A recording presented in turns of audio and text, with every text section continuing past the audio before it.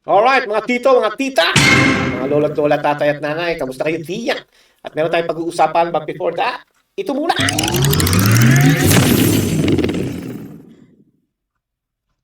Alright, back to Pinoy Expert. Kamusta kayo dyan mga Generation X? At syempre po ang ating ang Y and Z. At syempre po, no, konti sa mga Alpha. No? At syempre sa mga oldies natin dyan, kanila tatay, nanay, lolo't lola, kamusta po kayo dyan? At syempre po, no, kamusta kayong mga Pilipino? No? At sana po ay nasa mabuti kayong kalagayan. No?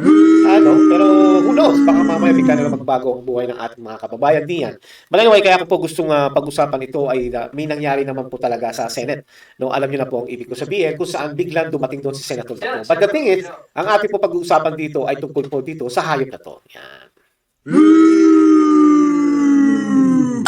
But anyway, ito po si Atty. Matibag, ang bagong NBI director na nilagay ni Bangag at kaya po nagka-leche-leche ang NBI. Alam niyo kung matatandaan natin, no? At ang dati pong NBI ay dati po yung ika nga talagang respeto, no? Parang siya na po yung parang actually nung araw hindi pa Supreme Court ang inaasahan nila dito eh. Parang mga Supreme Court malayo pa sa ika nga aasahan nila. NBI agad.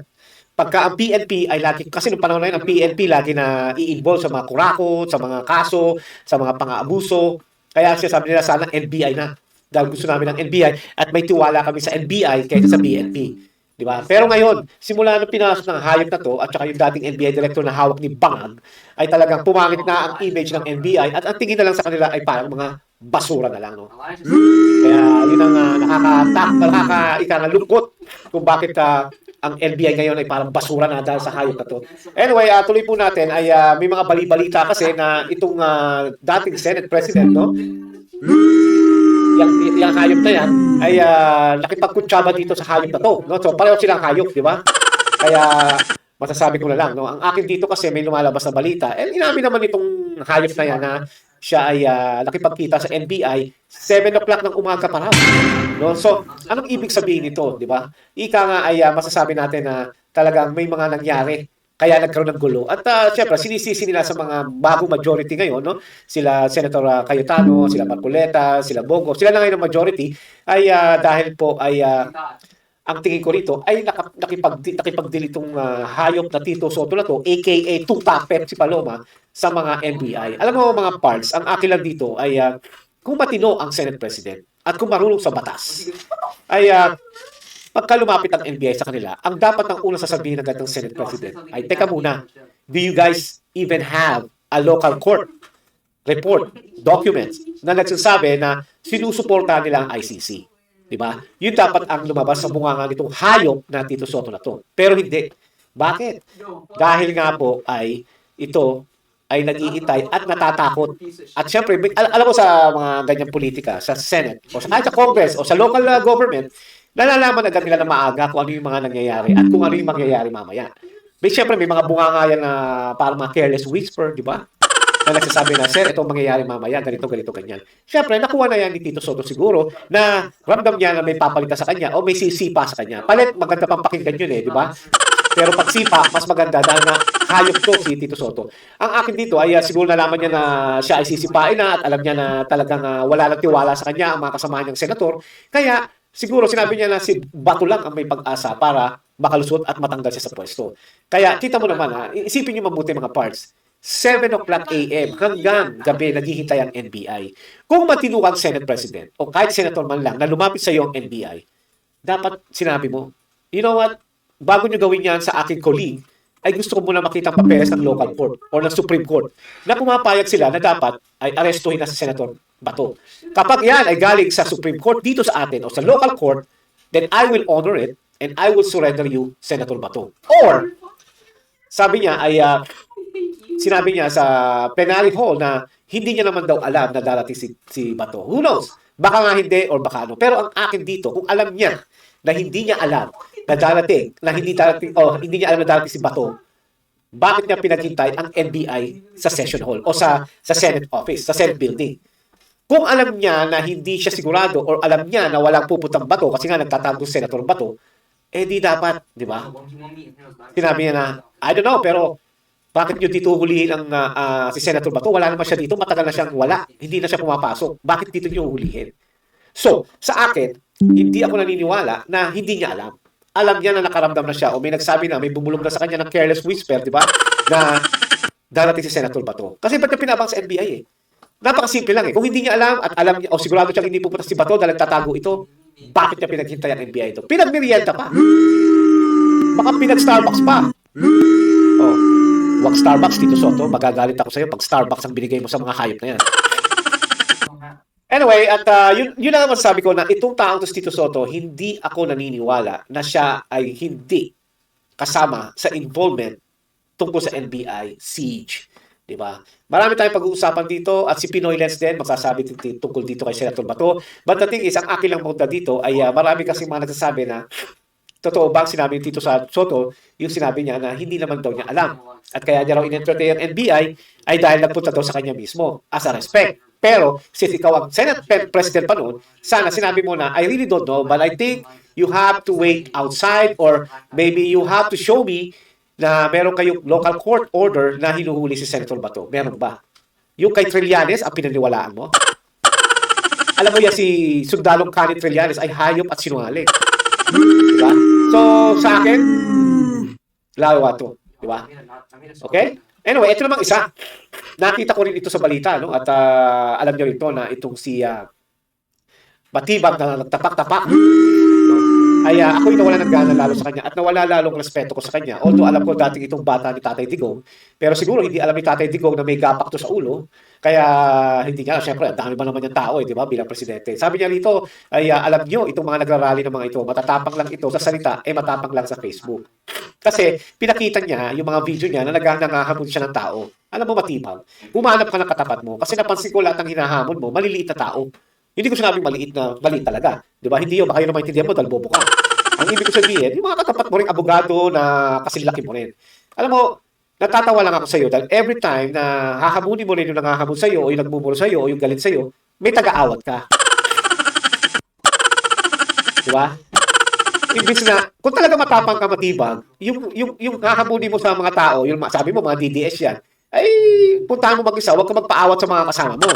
Puntahan mo na, paka mo na kung gusto mo. Total, ganyan ka naman, demonyo ka naman, bastos ka naman eh. Ako, wala na rin ako respeto sa iyo. Kaya kung bubugbugin ka ng mga tao, abay, manonood ako at magkakain ng popcorn. Kasi alam mo, nagalit ako dito sa taong ito nung sinabi niya na, pangkain nila yan eh. What do you mean? Ibig mo sabihin, voice of, freedom of voice lang, sabi mo, pangkain niya, binabayaran na. Ikaw, alam mong illegal ang ginawa mo, magkano bayad sa'yo? Yun naman ang tanong ko sa'yo. Total, sinabihan mo yung mga tao sa labas eh. Gaya mo na yung mga yan, pangkain nila yan, yung pasigaw-sigaw nila yan. Ikaw, bukod sa sweldo mo, hayop ka ng tao sa NBI, magkano bigay sa'yo ni Bangang? Magkano bonus mo? Ilang maleta ba ang ibibigay sa'yo pag successful ang ginawa mo pagdukot kay Senator Bato? Di ba? Nagtatanong lang ako, matibag. Di ba? At saka, ang hahamunin mo yung katapat mo. Tsaka huwag mo pagmamalaking director ka o isa kang attorney. Pag manghahabol ka, sabihin mo, sige, huwag mo lang isipin na ako'y director o ako'y attorney. Patas na tayo, sutukan tayo. Yan, ganyan ang matapang. Di ba? Hindi, alam mo mga parts, kasi kaya ako sinasabi to, hindi naman ako nangahamon ng away, no? Kasi tayo naman mga kabataan, no, nangyayari din yan. Ang mga nakikita ko nung Generation X, pagka isang taong malaki o may influensya, ang kalaban niya maliit. Sinasabihin itong maliit yung malaki na, sige, kung gusto mo, mano-mano tayo. Pero kung sasabihin anak ka ng mayor, siguraduhin mo lang, pag napabaksak kita, huwag kang magre-reklamo. Di ba? Yung iba, may mga taong iba na hindi nagpapaawat talaga dahil talagang galit na galit. Si Matibag eh. Kitang-kita mo talagang galit na galit siya. Pupunta siya doon sa aaway niya pero hinihila naman siya ng mga kasama niya. Tapos ang kaharang, yung iba na, yung mga bodyguard niya. Hindi matapang yan, matibag. No? Hindi ka matibay. Matapang ka lang dahil ang dami mong alalay.